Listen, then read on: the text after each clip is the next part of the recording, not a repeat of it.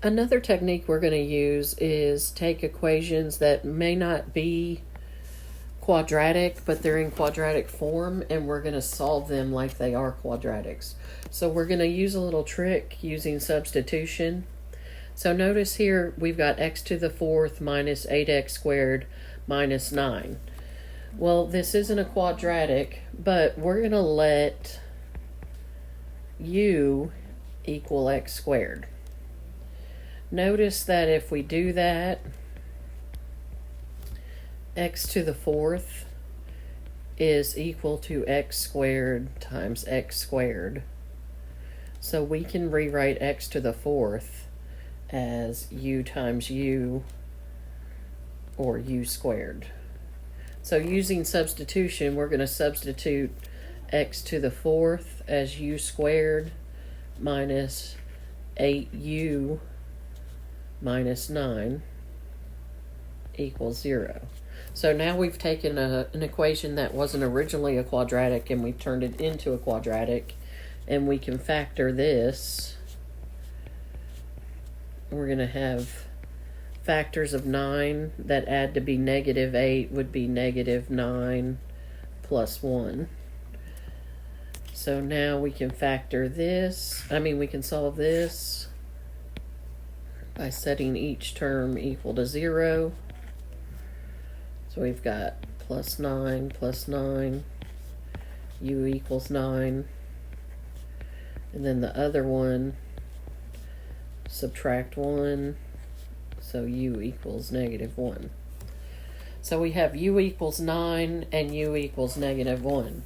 Now we're not quite done because we're not solving for u, we're solving for x. So here is where we're going to substitute back in our x squared for u, and I've got x squared equals 9, square root both sides, and x equals plus or minus 3. Same thing for the negative 1.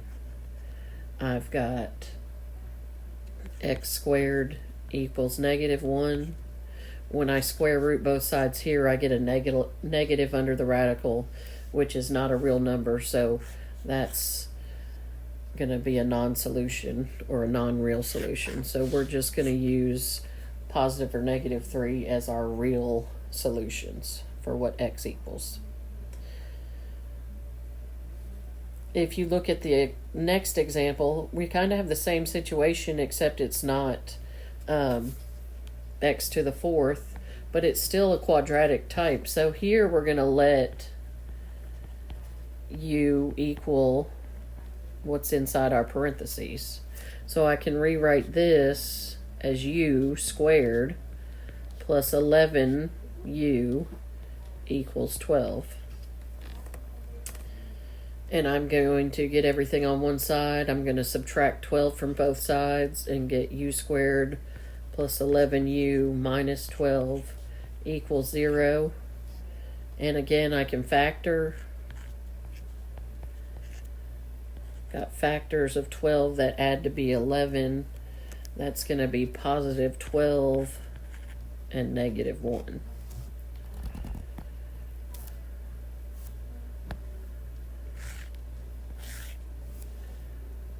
So we've got u plus 12 equals 0. Subtract 12 from both sides. And u equals negative 12. Same thing on the other side. U minus 1 equals 0. Add 1 to both sides. So u equals 1. So we have what u equals. Now we're going to substitute back in what u is equal to. So we're going to have x plus 2 equals negative 12. Subtract 2 from both sides. And x equals negative 14. Same thing here. Substitute x plus 2 back in. Subtract 2 from both sides. And you end up with x equals negative 1. So your two solutions here are negative 14 and negative 1.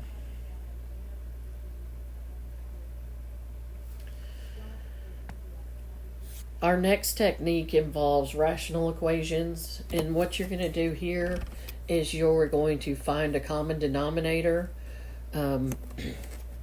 Let's, over here on the side, recall that your least common denominator, if you have two fractions that you're adding together,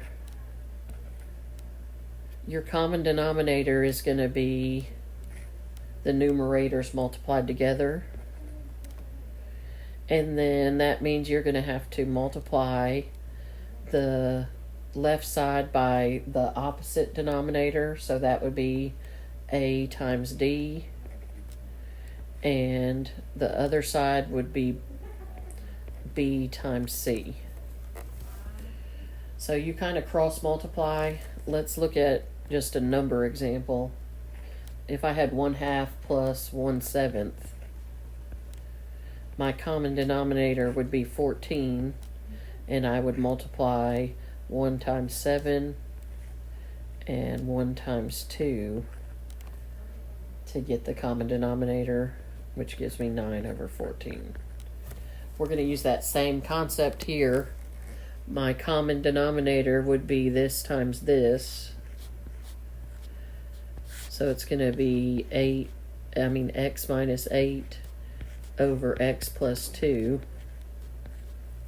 So I'll multiply 2 times x plus 2 when I multiply that.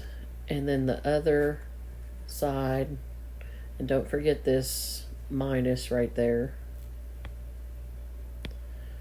So I've got a minus 8 times what's diagonal across from it was x minus 8. So that's basically, I'm just multiplying the top and the bottom by the same denominator. And that all equals 1. So here I've got 2x plus 4 minus 8x plus 64. And that's just distributing inside the parentheses. Remember to take the sign with you.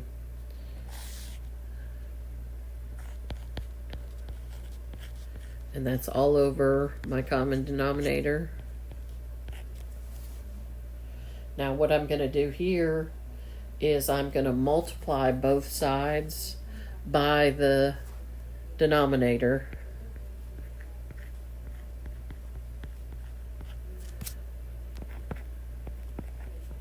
I'm running out of room here, but bear with me. So if I do that, that's going to cancel with the denominator and just leave what's in my numerator. And I'm going to go ahead and combine like terms. So I've got 2x minus 8x would be negative 6x, and then plus 68. My denominator canceled when I multiplied both sides, and then I've got 1 times the common denominator. I'm going to go ahead and FOIL that, which is going to give me x squared minus 8x plus 2x would give me a negative 6x minus 16. So now I'm at something that it looks familiar. It's a quadratic that I can get on one side and factor or solve in some method I know how to do. So the key here is to get a common denominator and then multiply both sides by that denominator to get it to cancel out like we did here. So once we've got all that done, we can get everything on one side. I'm going to add 6x and subtract 68.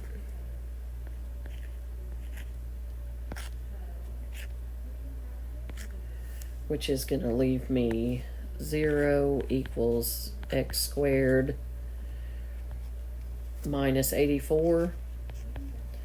And since my linear term or my x term went away, I can just extract the square here.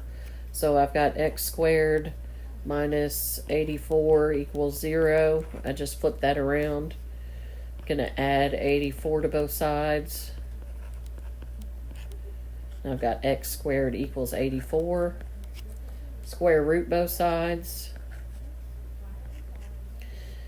So I've got plus or minus the square root of 84.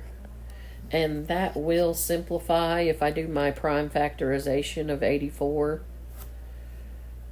You've got 2 times 42, 2 times 21, and then that's 3 times 7.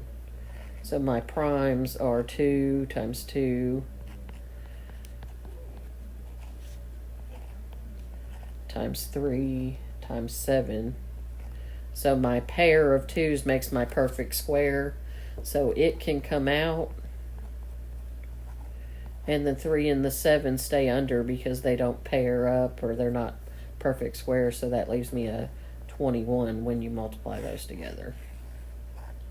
So I have 2 solutions. I have positive 2 square root of 21 and negative 2 square root of 21. Okay, the last example I'm going to show you deals with absolute values. Similarly to the rational equations, we're going to isolate the absolute value. So I'm going to subtract 3 from both sides, which will give me a negative 5 times the absolute value of 2x minus 6 equals negative 25. And then I'm going to divide both sides by negative 5. So I've got the absolute value of 2x minus 6 equals positive 5. Now here, whenever you have an absolute value, that is going to give you 2 separate equations because it's asking about absolute values, the distance away from 0. So you're coming from the left and the right, or from the positive and the negative. So that's going to give me 2x minus 6 equals 5, or 2x minus 6 equals negative 5. So you just rewrite the equation and do the positive and negative of whatever's on the other side of the equation. And then solve each one. Here I'm going to add 6 to both sides.